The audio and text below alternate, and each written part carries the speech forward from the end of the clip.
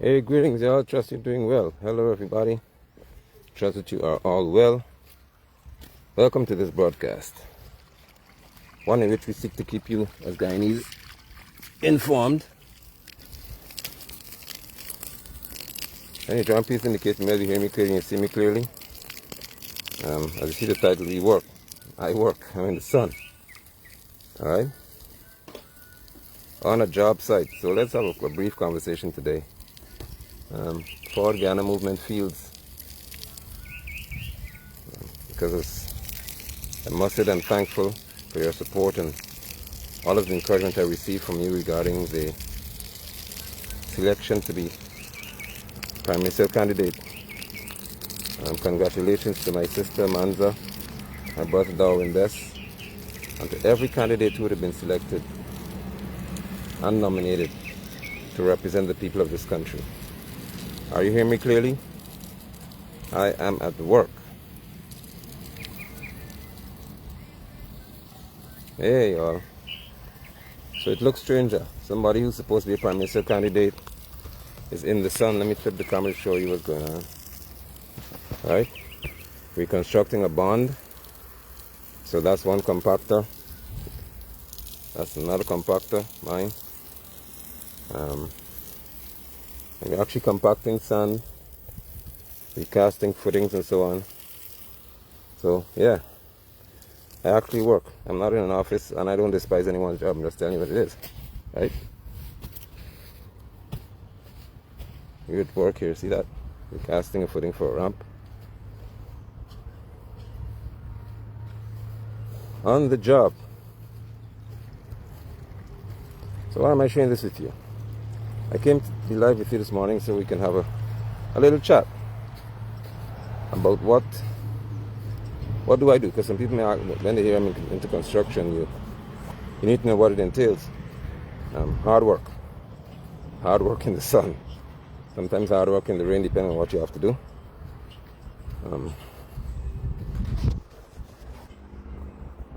So I'm trying to protect myself.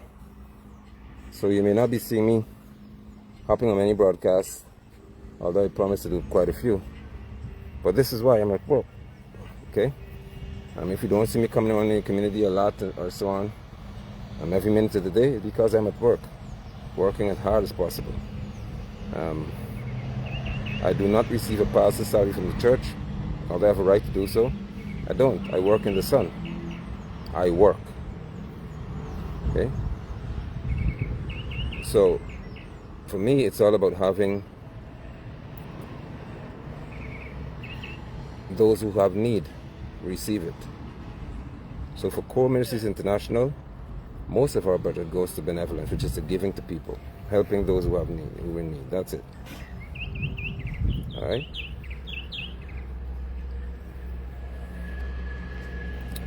So this is it. We're preparing a floor for casting to make a bond.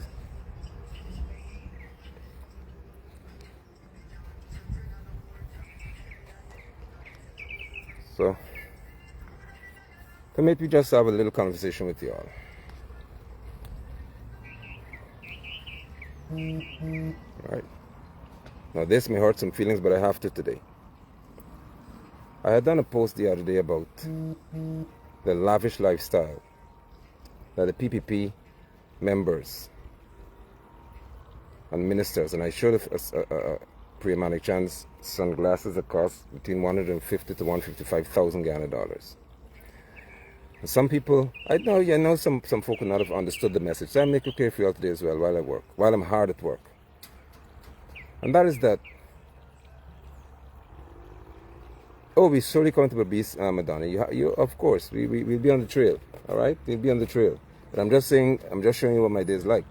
So when I get through here, before I talk about the situation here, when I get through work today, I have media interactions, all kinds of stuff to be done. So I'm just sharing with you that sometimes you may not see me being very active every minute somewhere because I'm working, and I'm working on a construction site, running a compactor, which I'll be doing. I couldn't have it on because, of course, you won't hear me. But running a compactor, somebody should be running this one. You have two compactors to be run. casting for things and so on. So there's a lot being done while here. All right?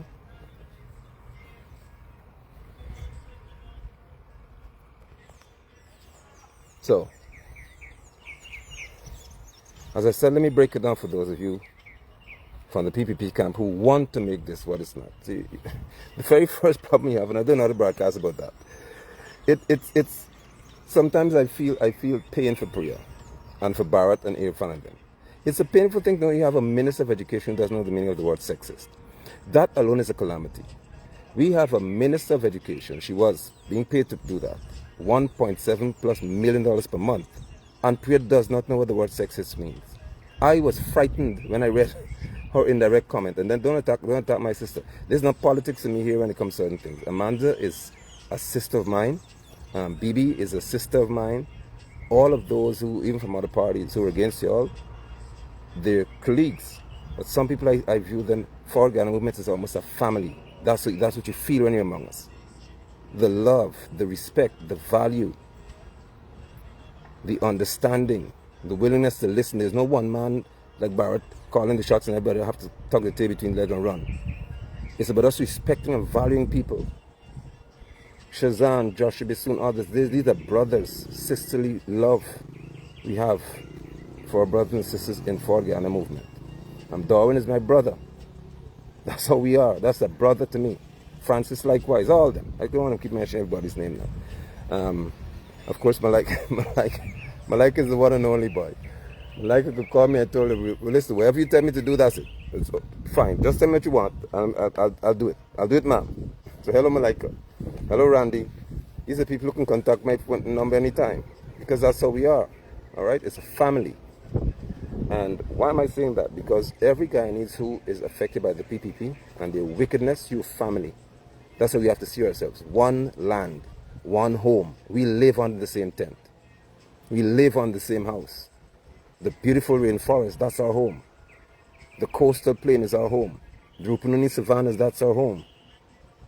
Essequibo Coast, we're under the same sky.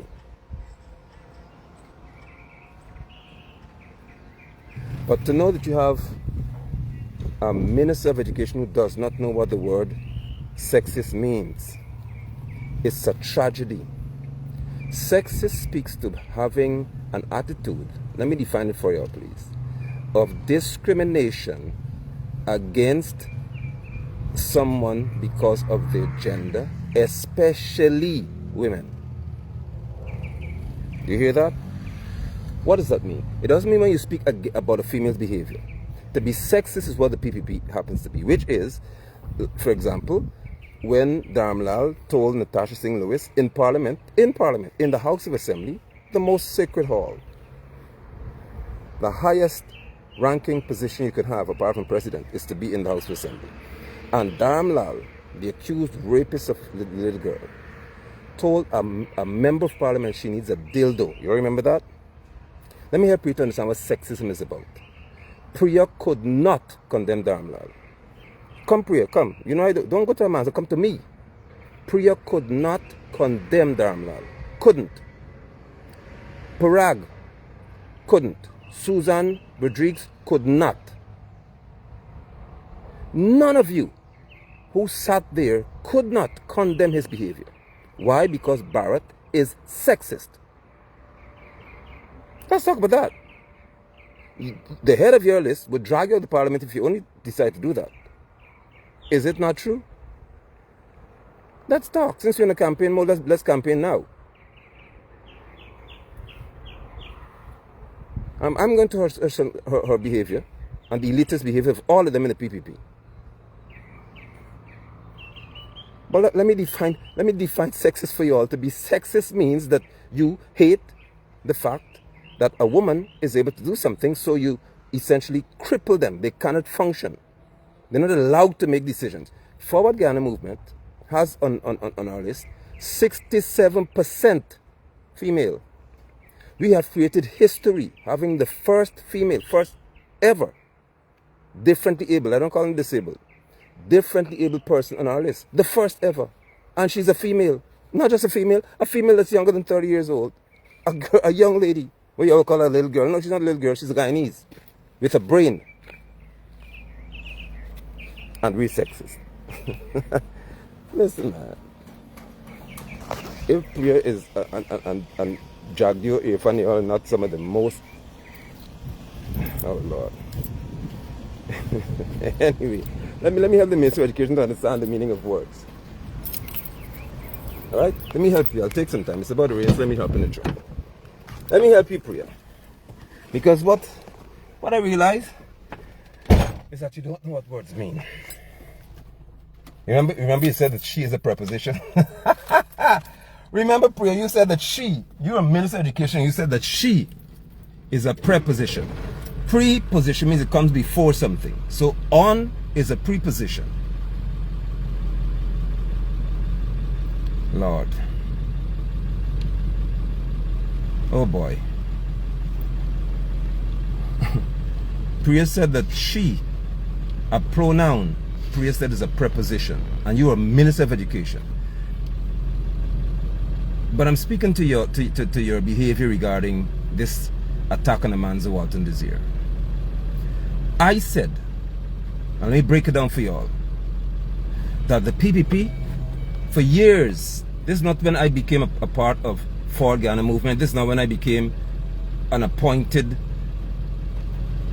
or selected Prime Minister candidate. No, for years, since 2020, 21, I've been speaking to the class system that Bharat Jagdeo and others are creating. Come and tell me I'm lying. Go on my broadcast and see. For years I've been speaking to this behavior. They're creating, I said it, a class structure where the elitists, I call them wannabes because you're not elitist. When you measure it across the world, you're not even among the top 50% in terms of wealth. But in Guyana, you use our taxpayers' dollars to enrich yourselves. You steal, in many cases, to cut kickbacks and stuff like that, to create an elitist system. What is an elitist system? Where there's a very few, it's a capitalist system. Very few people have excessive wealth and they create a big gap, so they eliminate what's called the middle class. I'll teach you today. Let me put on my old Farmer Brown hat. Where's my old Farmer Brown hat? Let me find it. Oh, there it is. There it is. Let me talk about the system. You know, I put on this hat is trouble. Farmer Brown hat boy. Let me find him. Yes. Where you create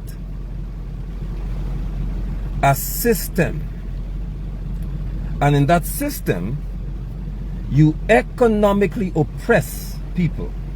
So PPP, the pathetic party, created a system whereby if you don't support them, if you criticize them, if you do anything they don't like, as long as you're not like me, the social media presence, couldn't try certain things with me, so their hands were tied. But I'm telling you in general, they would blacklist you. Remember Bar talk about that? Or people support that blacklist he got? Right. They shut you down. You can't do business. They boycott you. The contractors in this country who once major contractors, Barrett made them nothing because of his doggish behavior. No, don't feel no prime minister position can make me become different in reference to an appointment or candidacy. No. You don't get no easy day with me. Don't think I'm going to lose who I am. Because my first responsibility is to defend the right of Guyanese people and speak to how wicked you, the PPP, are. No, don't feel it to get me to be some little soft boy and some little playboy, playbook, textbook, prime minister can. No. Let's deal with the facts. I come to you with the facts and the truth. They created a system whereby if you don't support them, they shut you down. They victimize, and that word became popular. The Guyanese who started using this word from 2020. I don't want to be victimized. I don't want to be victimized. Why would so many Guyanese say that? Why would so many Guyanese be speaking to that they're not wanting to be victimized? Because it was a reality.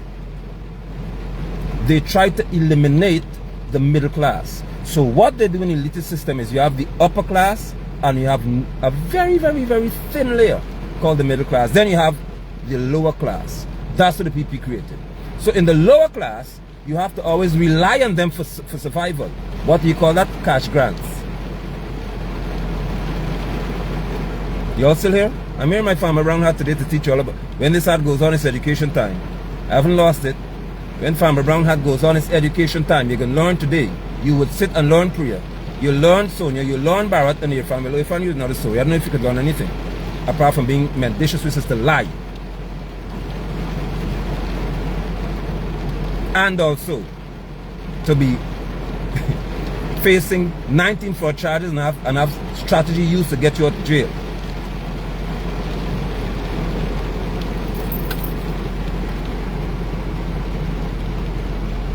So the hard-working people like me, working in the sun, I said sometimes in the rain, working with these young men. I know minister who cut some deal and hide in some office somewhere, and then in the field people doing work, and I'm getting the 15%, 20%, 40%, 60%. No. I work. You see sweat coming on my face? I work in the field with people.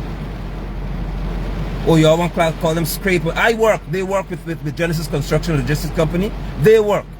Because I told you when they work around me, we have conversations. We talk. They have a lot of wisdom. These are the scrapes. They have sense. Theirs aren't empty. So they're able to say to me, man, pastor, call me pastor or apostle. We watch you know. We like what you all are doing. That's what they're saying. You got our back. We know that nobody can come and do certain things. We like that you're standing up for the poor man. We like you standing up for us. We like you representing us. We like this. We like Darwin. We like Amanza. These people ain't scared of nobody. That's how they speak.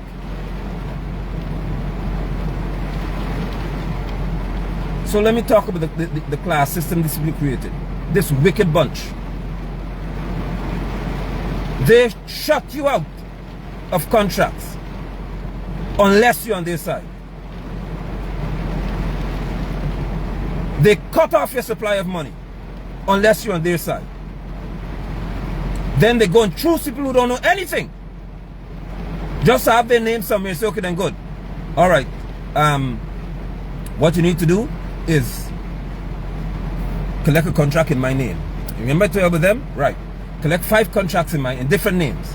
When they do that, now they have a system in place where they receive the $150 million contract, $600 million contract, right. Certain station contracts.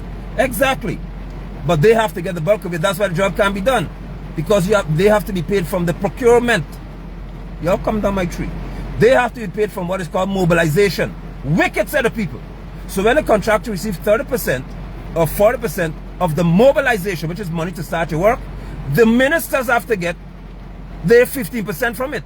So the work can't be finished unless you have money to back you up. They don't care. They're so cold that they're telling you all, straight, pay me my portion up front. Then you can figure out how to get the project done. That's why certain contracts cannot be honored, because people don't have money.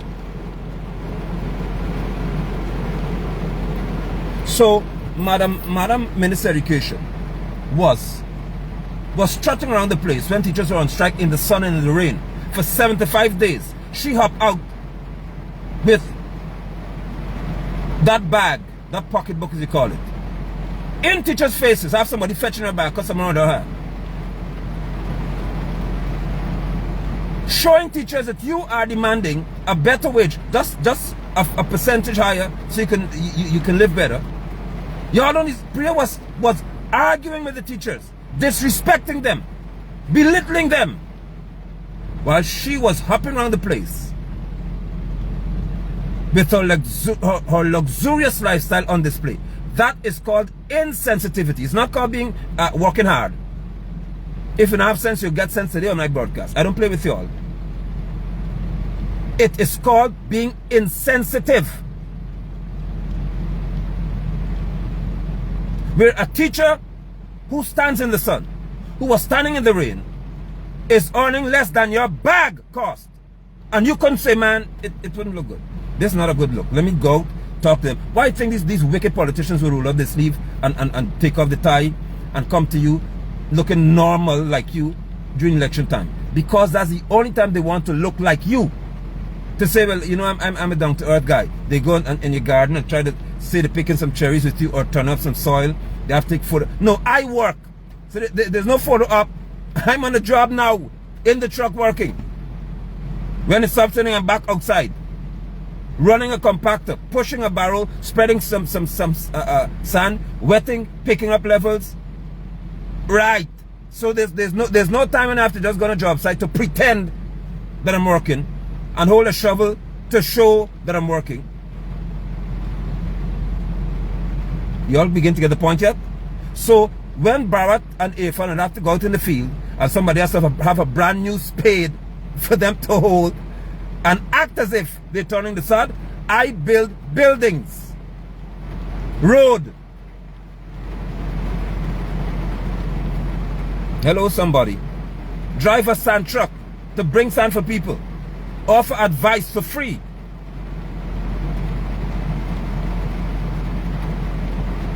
You get the point?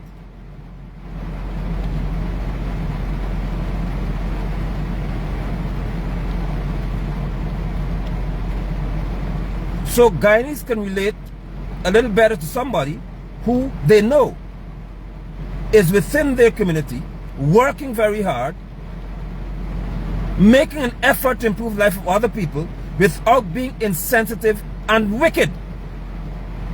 So how could you tell me that when you elect the people for Guyana movement, when you elect for Guyana movement, for example, to be the government of the administration, you believe that I would have workers suffer when I know it is to work in the sun for 8 hours a day, 9 hours a day, and be burnt in the sun?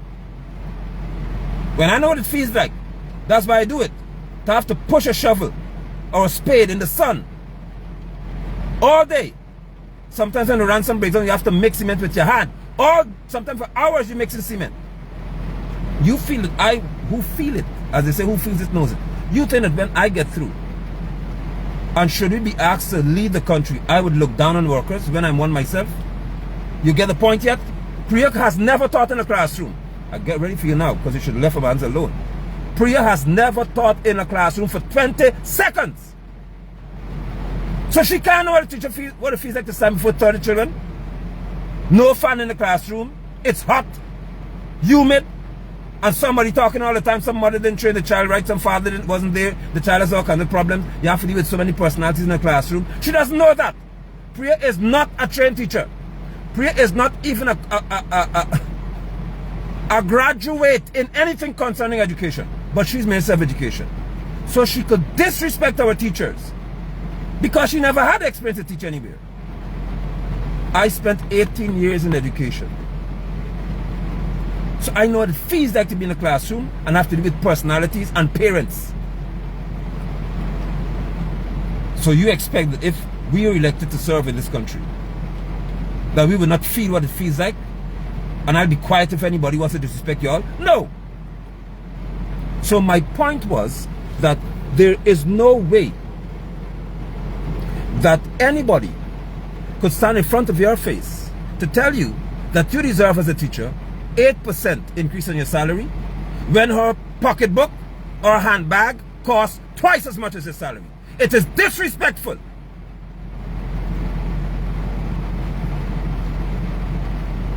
When a friend could talk about he loves this and he loves that, but he flaunts himself around the place with our money. And within 2 or 3 years of him serving as a minister, he could suddenly afford to build a $100 million house. What does that tell you? He worked harder. Oh, he worked hard. Then the one from PPP way back in Cherry time who said her family sent barrel for her to build the mansion in Pradoville. Oh, she worked hard to her. So let me break it down for you further. In Equatorial Guinea, this is what PPP is, the mirror. In Equatorial Guinea, those of y'all who say Priya work hard, let me break it down for y'all. And Susan works hard. Show us what your worth was before you became a minister. This is simple. Show us what you drove before you became a minister. Because if you work hard, then you have to wait to be a minister to have money. Come. All you lackeys who have to talk and make yourself idiots, come to my page. You are looking at a different individual. I'm not Mark Phillips who has to say what Barrett tells him to say. You would see somebody here who has always stood for the rights of the small man, the ordinary man, the Guyanese man or woman, because to me nobody's ordinary, nobody's small. I'm just saying in quote. For me, every Guyanese is of value. You hear me? So you all who watch and nibble behind and talk in the background and get nervous, all of you are valuable. All of you are valuable to me. So there's no small Guyanese, no big Guyanese, no rich Guyanese, poor Guyanese. You are all valuable. But how you acquire your wealth would be a problem for me and y'all. Because you cannot tell me, Susan Rodriguez, that before you became a minister, you had what you now have. None of y'all could say that. Barrett Jagdeo was not wealthy before Chedi appointed him. He was not wealthy when Chedi appointed him. He became wealthy after. Now let's talk about why, Barrett. Where you got the money from? Do you see what happens here? You have to assess now what was, and that's how the US comes for their people. And I'll talk about Equatorial Guinea in a minute. What was your status before you became a minister? Barrett had the face to tell us. You all talk about sunglasses and write about sunglasses. Barrett told us to our faces, that's how disrespectful this creature is, that he doesn't mind. He has no issue with a minister in government, his ministers, because he controls all of them, gaining wealth when they're in office. This disrespectful creature is telling us, the Guyanese, that it's okay to start poor, and when you get into office, you get rich. Y'all understand what I just said to you? I'm in Farmer Brown hat today to talk to y'all real raw and real straight. Do you understand what I just said to you? Barrett Jagdeo told us to our faces that he has no problem with a minister in the PPP who started off poor or at middle class level, and once they became ministers, they got rich. He said there's no problem. They're supposed to be rich. He has no issue with that. It doesn't bother him to know that these people have wealth that they cannot account for. But we,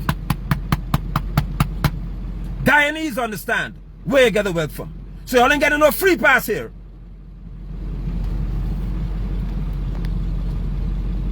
Boy, I'm ready for y'all. My engine is just getting warm to deal with y'all. Because you're not going to just run your mouth with stupidness and get off. The PPP, as we see them, this pathetic group as you see them here, is the most criminal of all in our country's history. The most the highest level of criminals you ever saw in administration is this crop here. These miscreants.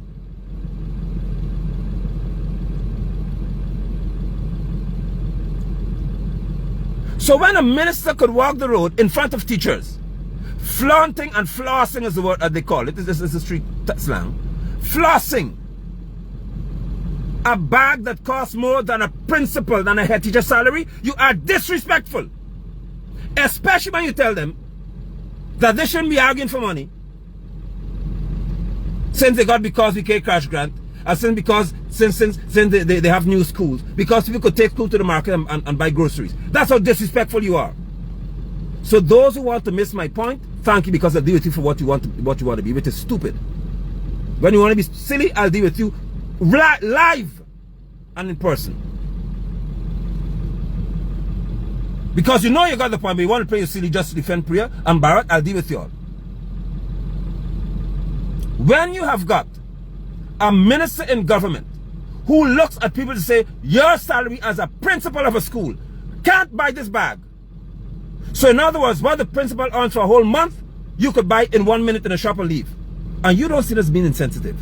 Worse is when you don't tell the person, listen, what we're going to do is try to ensure that you can live like all of us. We should all be living lavish as Guyanese. Anil said that Guyanese are living better than those in the US. They're driving better cars than those in the US. They're living in better houses than those in the US.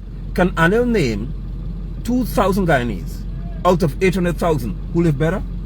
No! What he can name is Anil Nandlal, their friend when they were friends, right?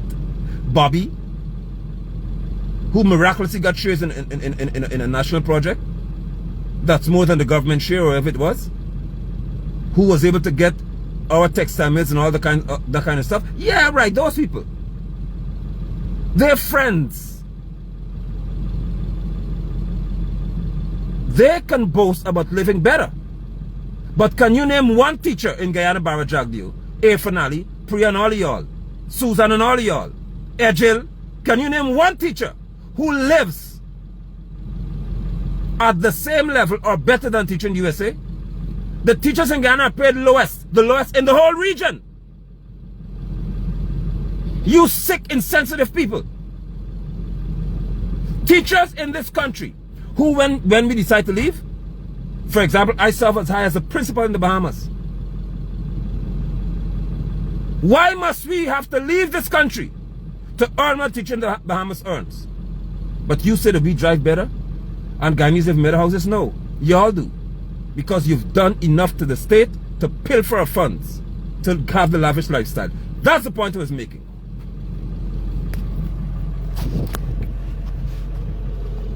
So let's go further, since you wanted to take us there. In Equatorial Guinea, the president of Equatorial Guinea, an oil-rich nation, right, oil-rich. This man appointed his son as the vice president, so he has a minister's position. Let me work slowly with you all who want to be slow and hide in the bushes. Let me talk to you. The president of Equatorial Guinea appointed his son. Hey, brother, I'm on the broadcast. Okay. I see a man. No, hold on.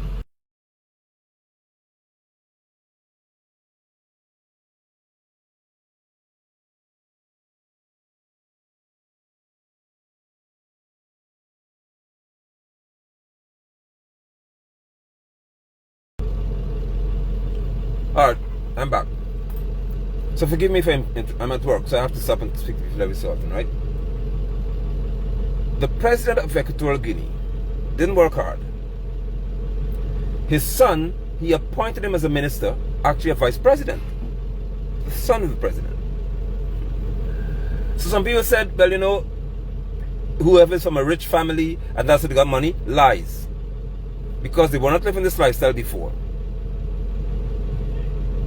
Further, it is not within Barrett's nature to appoint anybody who's wealthy. Let me just help you to understand the PPP system. Farmer Brown again. Let me help you to understand the PPP system of functioning. What Barrett does, he will choose somebody who he knows is not wealthy. Alright? Now once he does that, he then makes opportunities available for you to, as he said it, he doesn't mind if you gain wealth as soon as or when you become minister. So once he does that, remember, you now know that you became wealthy because of Barrett. I know you already get the point. Remember, he doesn't pick people who are wealthy. He would look for people who are desirous of gaining wealth, but they don't have it. When he finds those people, he appoints you to some lofty position. Remember what happens next. Now Barrett knows that you only gained wealth because you were with him.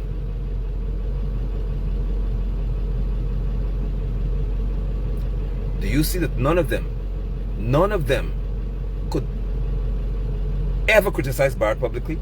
Name one minister in the PPP who's ever criticized Barrett Jagdeo. Just one.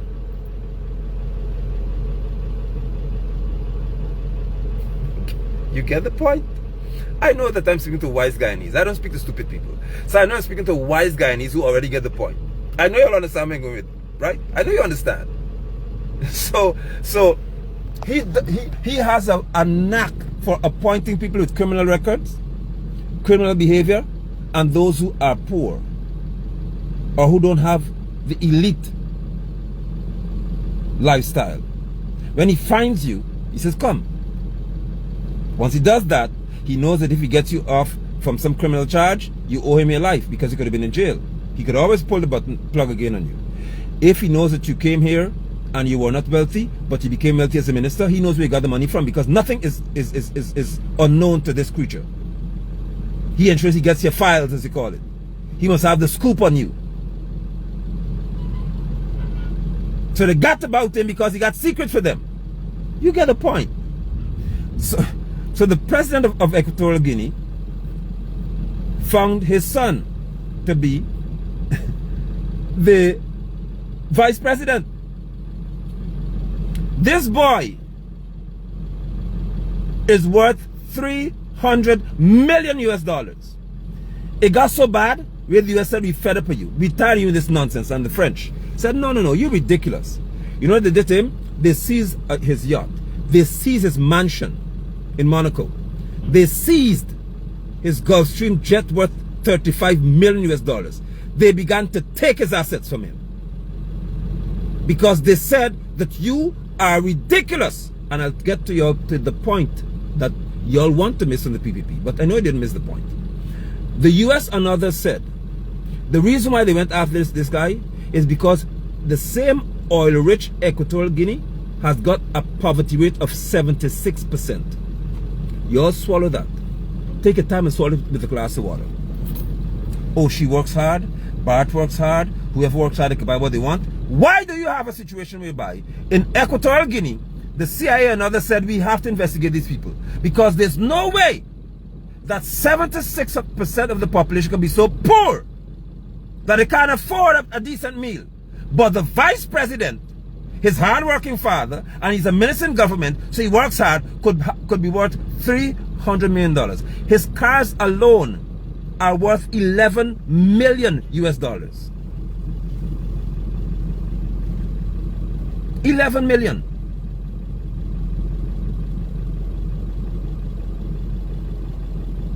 Over $2 billion Ghana dollars worth of cars this fella has. Oh, but he works hard. And the PP said, when you work hard, you have a right to buy what you want. Well, why the US took away his stuff that he had in the USA? Why did the friend seize his things? Why didn't they say, well, this guy works hard.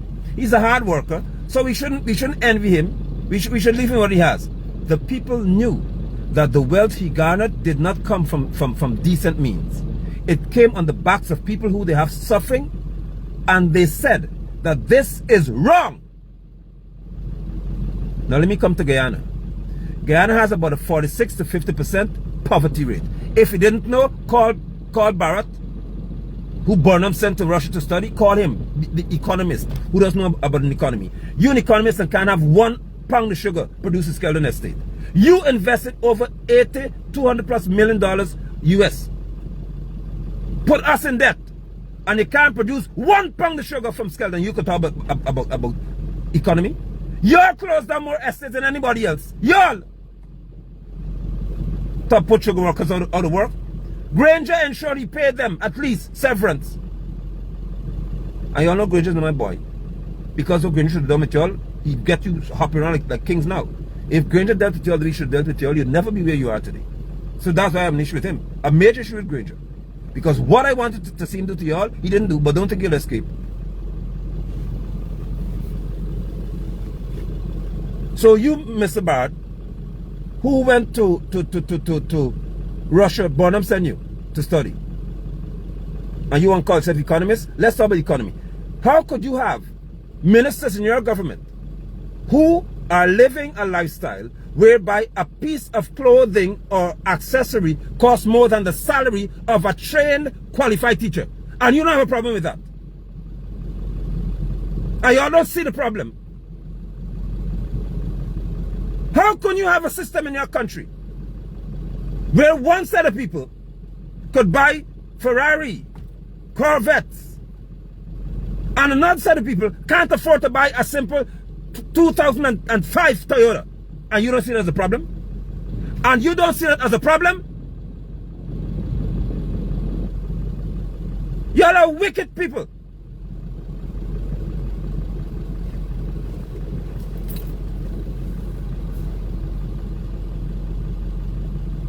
The first time, let me talk to somebody in the spirit here today. The first time that Maduro started, or the second time or so, when Maduro got serious, listen, becoming from Venezuela, you and Irfan ran to Dubai. You're lawless set of people. You're in Dubai. You didn't postpone the trip. You didn't say, I'm going to fly back home tonight to deal with the situation. Y'all in Dubai hiding. Because your thought is about self-preservation. So here's my question for Priya again. I've asked Priya this for the past 3 years, she couldn't answer. Because she knows the answer. So I'll ask you again. And I'm giving you a chance, Priya, to answer me, Susan to answer me, Nora to answer me, before we have a chance to deal with you. How many properties do you own in Windsor Estate? Answer. Because the Integrity Commission doesn't answer. So you'll answer. How many properties do you own? Townhouses or whatever it is, how many do you own in Windsor Estate? What you and your husband earn in reference to salary, can it afford that which you own?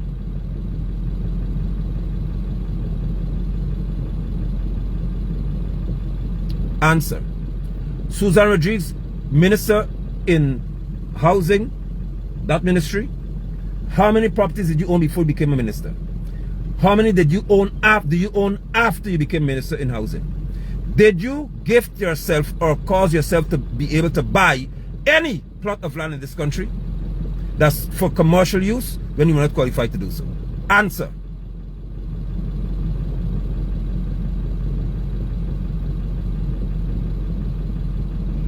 Barra Jagbio, answer.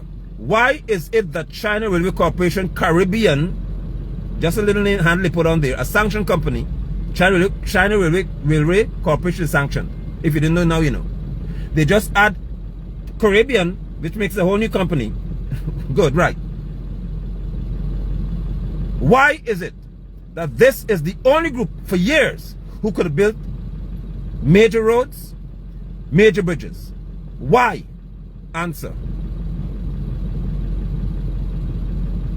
Since all y'all are hardworking, answer the questions. Who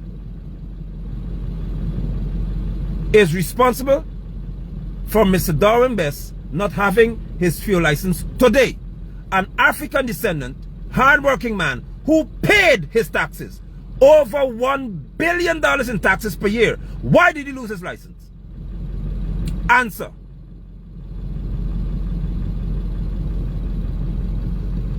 Let me make it clear to y'all. Let me make it clear to all of you. Before I do, let me talk further. Zulfi, you, Region 6, show us. Go out to your house now, Zulfi. Send one of your boys outside to show the whole world the road leading to your house. Because I'll do it. If you don't do it, I'll do it. Somebody in Region 6, please drive to Zulfi village. Somebody type the village. I can't remember the name because of X. I can't remember the name straight. Drive to Zulfi village and show us the road into Zulfikar Mustafa's house. And then show us the public road. Y'all want to provoke me? Let me tell you something. If you know what's good for y'all in this campaign trail, stay off. Do what Barra does. See, Barra doesn't call my name? Don't do it. Don't do it. If you know what's good for y'all, don't back up this tree. Don't attack my sister. Don't do it.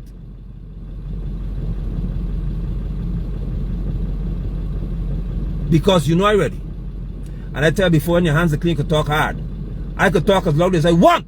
Because you can't come to me not by I ask you for some house not somewhere. I ask you for a contract. I beg if you could please see with my child and give her a job. I have never asked you for anything more than that. I refused and I rejected your offer that you sent people to talk to me about, to be among y'all, and y'all knew it. You could be a good prime minister candidate. No, I don't want to be with y'all. Because you know marking got sense. So you want me to come and make Irfan look good? No, Irfan cannot be helped. Even if you put Einstein beside Irfan, Irfan is still dunce. Still lacking in intellectual aptitude. Still shallow in his ability to reason. And fails in pronunciation of words. So I'm not going to try to, I cannot help Irfan. I cannot. When a man begins to speak, I have to wonder, oh God, can she say reparative? I have to hold my head and say, oh please, let a man pronounce this word, please. And I have to say, I'm about it, the word cervical is on the sheet. Oh God, I wonder if Amanda could say cervical or she'd say cervical. And afterward, if Amanda is going to say uncertainty, Amanda is class. My sister is class, the embodiment. You get mad all you want. Amanda has never said that she is a preposition. So I can sleep at peace. If I know my man has to give a speech, and I have to wonder what happens when Madam Watson gets up to talk, and I have to get up in the morning and say, oh boy, oh Lord, here we have it. She couldn't say valedictorian. These are words Irfan can't pronounce. And you want me to be Prime Minister candidate to Irfan? To do what? To do what? Why must I? Why should I stand beside Irfan and he goes speak at the UN? And emancipation is coming up again. Irfan goes to give a speech. And Irfan demands reparative justice. Are you crazy? Me? Just like Critic run away from Sanction Man, I ran from Irfan because there's no way. There is no way that you could put me beside Irfan Ali on any stage, say that we're in the same team. No boy. No, sir. No, no, no, no, no, no, no, no, no. Not me. I don't care what y'all offer me. I'm not doing it. They told me that my children have to work. My grandchildren never have to work again. London, you'll be set for life. I said, I don't care what you offer me. There's nothing in the world that make me go beside this fella. When my grade 5 child begins to read, Irfan can't read like him, and I must sit beside Irfan. For what?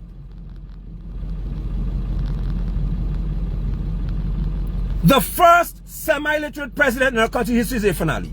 The first and only semi-literate president is Irfan Ali. We have never had a president who couldn't read. Irfan is the first one.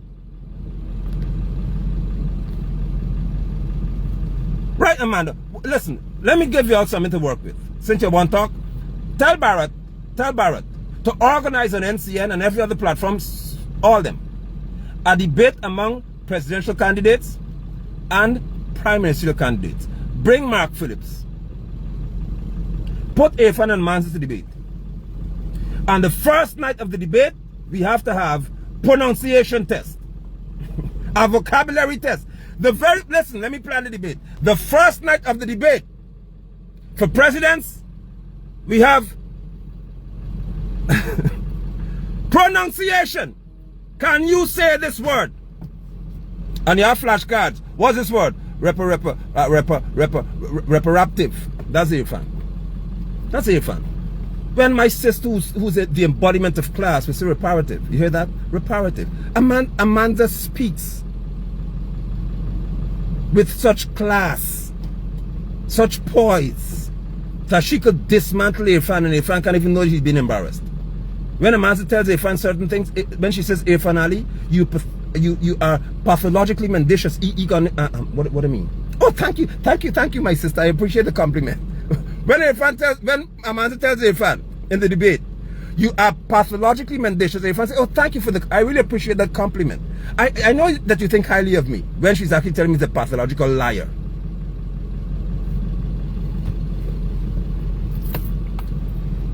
So what y'all will do for me?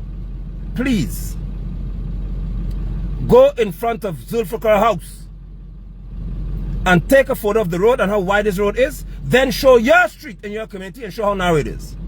Let's do that. Let's show you what the PP is creating.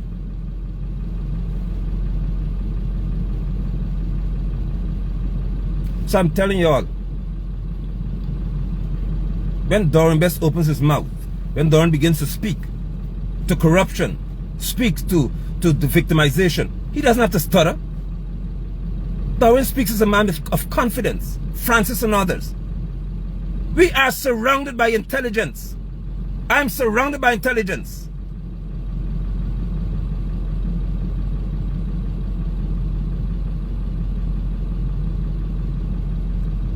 And you want to launch an attack against the most intellectually apt leaders?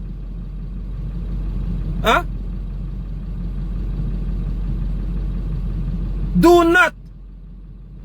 Don't do it, because you'll get hurt. Do not do that. Do not, as the old people said, don't take God out your thoughts to try to, in any way, launch an attack against people who you know can dismantle you intellectually.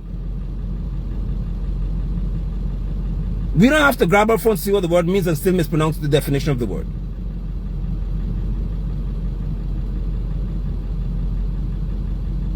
We are hard workers. We toil. We didn't send people somewhere to get names of it. We went, in many cases, repeatedly we went on foot, walking through communities, talking to people. Because we believe that Guyanese are worth our time and our engagement. We don't run from the media. We don't hide from anybody. And while I'm at it, I saw Barrett had the nerve at some point to talk that Amanza and team, he doesn't call my name, to save his life. Amanza and team and her people invited the press to the agreement, and they didn't talk to the press. Barrett, you another one. You are called doctor.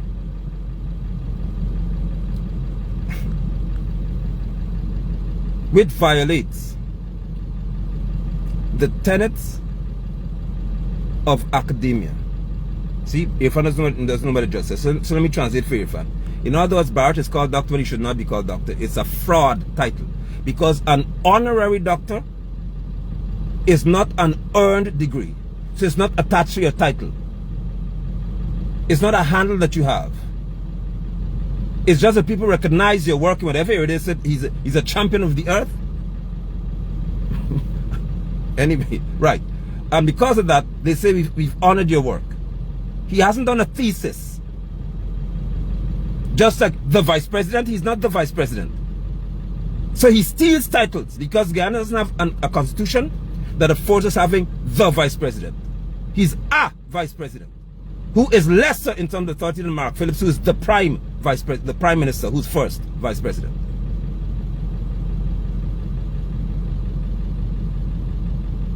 Irfan has a degree in urban planning. Irfan read for a degree. Lord help us in this country. Irfan read for a degree and he can't read. So I know this degree happened. Irfan read for a degree in urban development, and Georgetown is a trash can. Not rural development. Irfan, I think, is qualified. Dr. Irfan Ali read and he can't read. How do you read for a degree you can't read properly? But if I tell people who read and who read for you is another story. But let's just say you read. You read. Irfan read for a degree. Dr. Muhammad Irfan. Irfan read. I can't read. Because the term is that you read for a degree. Now if you're semi-literate, I don't know how you're reading for anything. But how do you read for a degree in urban development and Georgetown looks like that? How do you, Irfan, live in a city that's so nasty? And you leave Durban Park like a hellhole and say, that's Granger. That's how sick you people are. You left Durban Park like a junkyard and say, that's great. That's Granger did that. In the heart of your city, just beyond your office, you are so untactful, so classless, that you have no problem looking through the window and seeing that trash.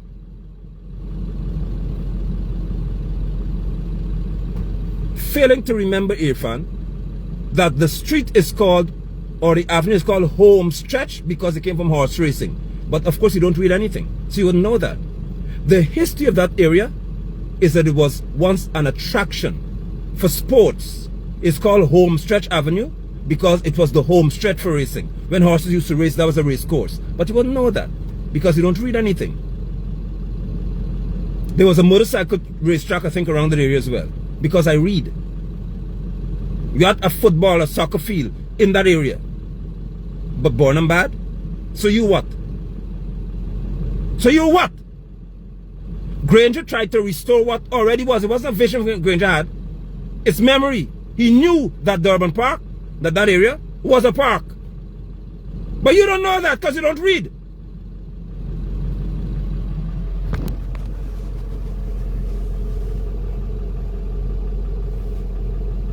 No.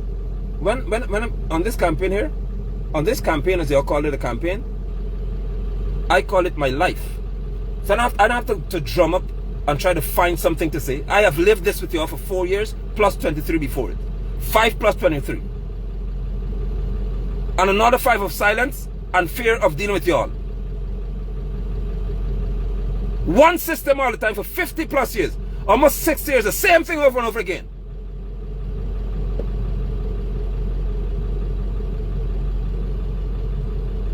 So when I open my mouth, when I begin to address you all, I speak to you with truth and facts. I don't have to you sleep with this person, this was a woman, that was a dog. I don't have time for that. I'm going to speak to you about what is real and where we should go as Guyanese. Forward Ghana movement is what it is. Forward. We're moving forward, never backward. Forward to what? To dignity, to law and order, to prosperity, where we will all be able to enjoy, like the people in Kuwait who don't work. You may call them, no. The Kuwaiti leader said, no, we've suffered for long. So now we have oil, we'll enjoy ourselves. I told you, we must have a redemptive plan where Guyanese must enjoy life. You must be, any Guyanese must be able to take the family on vacation. That's what we want. You must be able to enjoy life as a Guyanese. You must be able to say that when I work in the private sector or public sector, I can enjoy life with my family. We can choose to go to Trinidad on vacation. More than that, when we want to go to Kaitro Falls, we can all go. If possible by road. Decent roads. Where jobs will be set up along the line. You have different shops. You have malls along the corridor. Eco malls. You also may know about that. Where you'll be able to go through the trails. You have cabins and stuff like that. Shopping centers. But it's all in a natural environment. You're not destroying anything. Beautiful environments. That's called vision.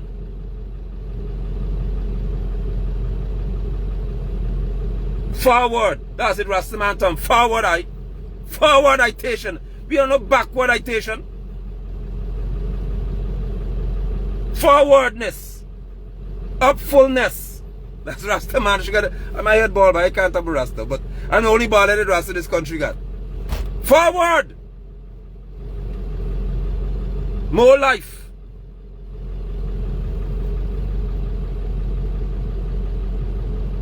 I came today, and I hope that I've done you some degree of service to explain, which I didn't have to, what was meant by the post. We must not have any elitists in our country. Darwin, who paid billions of dollars in taxes, is a downtown. You never believe when you see this fella that this man was actually paying over $1 billion a year in taxes. Normal person. Hug anybody, laugh at everyone. Darwin is one of the coolest cats I've ever met. Real cool person. The chairman of Forward Ghana movement is one of the nicest people I've interacted with. That's a brother of mine. A man's is an attorney by profession. But look at how she is. Down to earth. We could talk like with everybody else. Normal behavior. We've got farmers in the Forward Ghana movement as national candidates, geographic candidates. Farmers. Not some rice miller. Not somebody who owns some big fancy mill. I'm not against him, just saying that we've gone into a facility, an area whereby we know that it must be people who feel. Me, I'm in the field, I work on the ground. I wear my hat because I'm at work. Look at me, dressed for work. I want to show you how nasty my truck is. Let me just show you, man. Let me show you my pit and leg. Watch. What? Look at my foot. I wear no Louis Vuitton. And Salvatore Ferragamo. No, this is my working shoes. I'm at work. Look at me. Look at my foot condition. This is work. You show me some of the prime minister candidate on a campaign trail, as you call it, who's at work in the sun. This is who I am. I'm not going to become somebody different because, oh yeah, you see, you have to now act. What is it to be prime ministerial? Tell me. I'm a Guyanese who's been asked to represent you. That's it. I'm not going to become somebody different.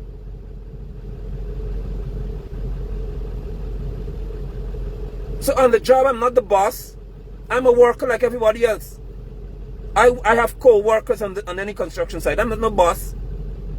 I'm not a boss. I should say I'm not any boss. For you said I spoke bad English. No!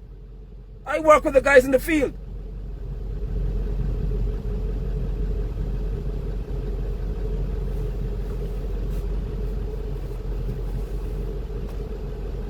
So I just wanted to come before you today. Let's have a rap session. Let's have some understanding here. Because what the PPP wants to recreate is Equatorial Guinea. They've already done it. Equatorial Guinea is such a wealthy nation, but they have the poorest people. They have a very high GDP, right? Gross domestic product. Very high. So the World Bank says, oh, these people are rich. No, they're not. Because 76% of the population is poor. But the GDP is high. Just like Guyana. You have a high, oh, this is the fastest growing economy. But you have almost 50% of your population poor, impoverished. There are people who live in huts. So somebody asks the question, should you be allowed to lead this country, along with amounts and stuff like that? What would it be like? Would you raise minister's salary for what? Why? This is where a man lives. This is where a dog lives. We're not lavish in how we function, people. We're trying to get money to your hand, not handouts. Where you earn a living that's respectable. That's how we function. We don't go around boasting in these circles. Oh, where do you get your shoes from? Oh, this is red bottoms. I paid 700 US for this. And no. We don't do that. No.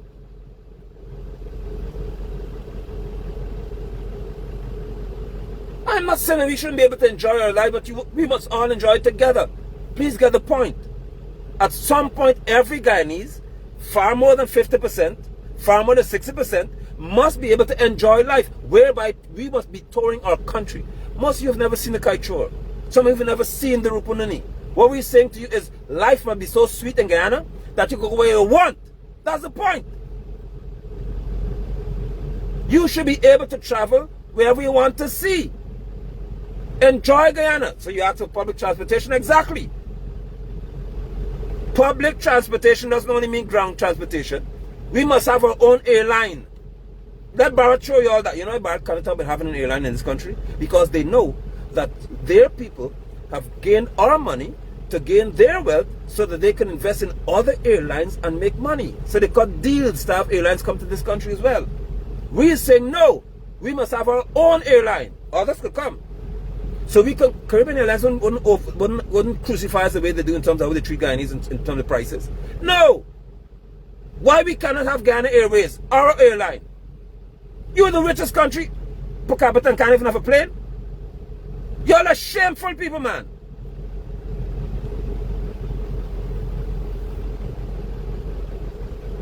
We must, public transportation doesn't only mean driving bus on the road.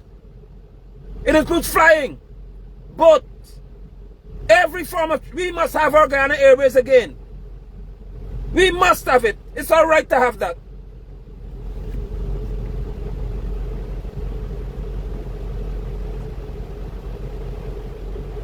It shall be back because you have money to do it.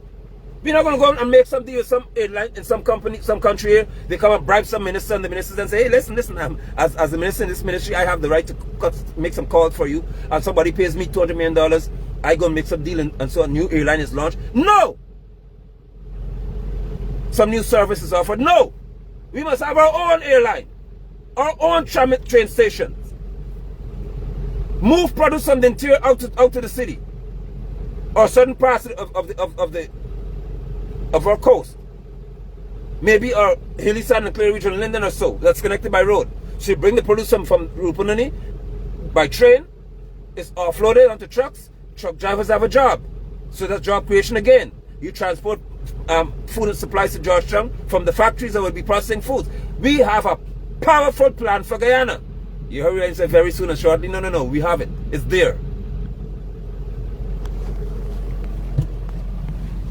So public transportation is not just a bus and car on the road.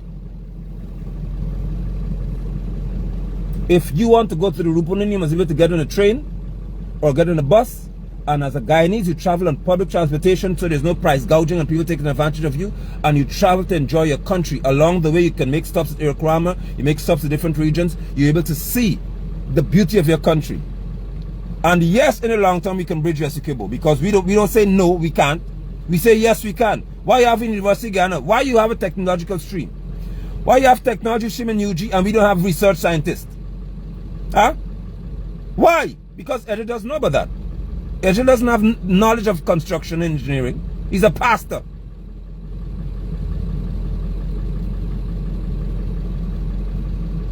I work this. I live this. So yes, we believe we could bridge Essequibo. Don't tell me we can't do it. Why we can't do it? Why we can't do that?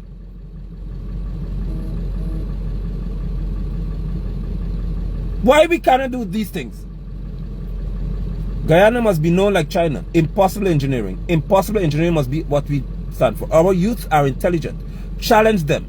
Challenge them in universities and so on. And you don't have to go to UG for that. Challenge them. Challenge them to be innovative. Challenge them to be research scientists. Come up with ways, find ways, invent ways if you have to bridge Essequibo or have tunnels, whatever you have to do. We could do this, man. We believe in y'all. Those who they call scripts, one of y'all may have an idea someday as to how you can bridge Essequibo. Don't tell me you can't do it. We believe in you. You can make it happen. We have confidence in our youth. And I'm saying to you that it makes no sense to have a university with a technology stream and, or faculty, and you cannot tell me you can't figure out to build a bridge. Why do you have civil engineers and only Chinese can build bridge and road? We believe in y'all. I'm talking from my heart today to you guys. We believe in you.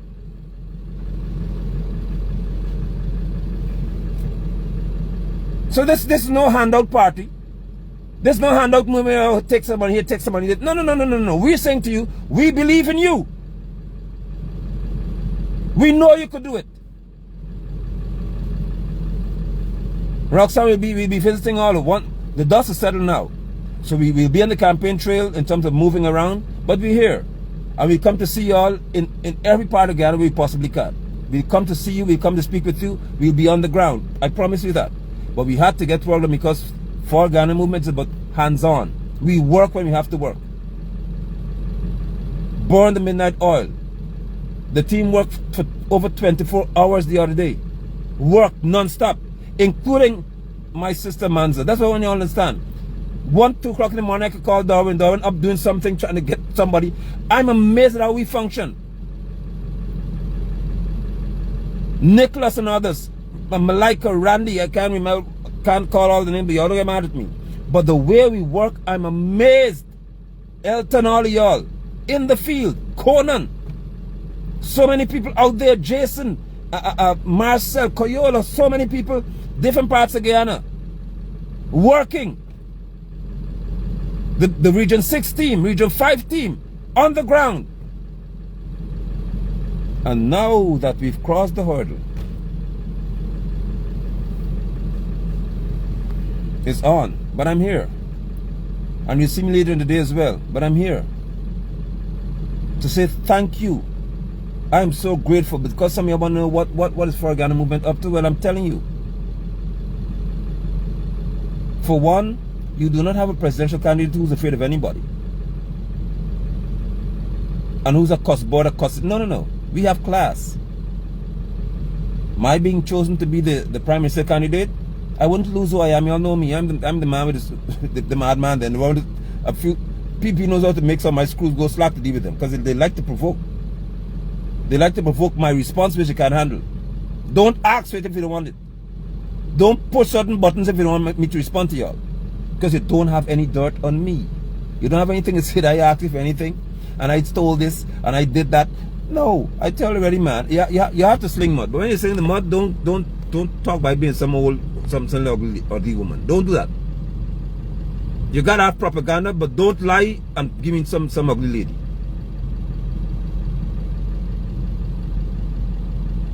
And don't say that I like man because you know that's different. Don't do it. Don't do it. So you could spread your rumor, tell I thief money, I thief this and that. Do that, but don't give me don't put me with no ugly woman. Look at this, look at me. Look at this creature right here. Tell me some this man some no. So when you lie about me, at least find something nice, decent. Because you got to lie. Don't do it, man. No. I'm a classy fella. Don't do that. Please. At least when you lie about me, give me somebody nice. A pretty lady said, that's this woman. They say, all right, good. We can live with that. We can live with that, man. At least I pass the test. No, boy. don't do that. So when you're on your propaganda campaign, critic, you know me. All right. I'm just kidding with you, man. But this is who I am, and I'm happy. I'm home in For Ghana movement because they allow me to be me. And that's what I love about our principles and those and stuff like that. Malika, I call him because Malika is just a fun. That's what I love. We have a family, I say again. Randy, they don't beat me up and say, oh man, come on. No, because they know this is who I am. I become somebody different. Try and put on some persona to become this other person. No. You must have somebody who you know, I am who I am. I ain't no fake person. If I don't like it, I don't like you because I'm still the same person.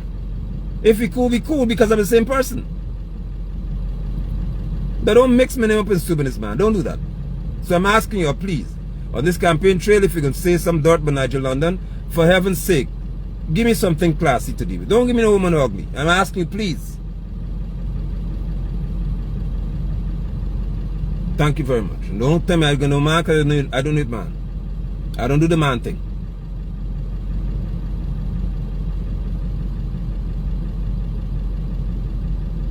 So let's get it straight. One love.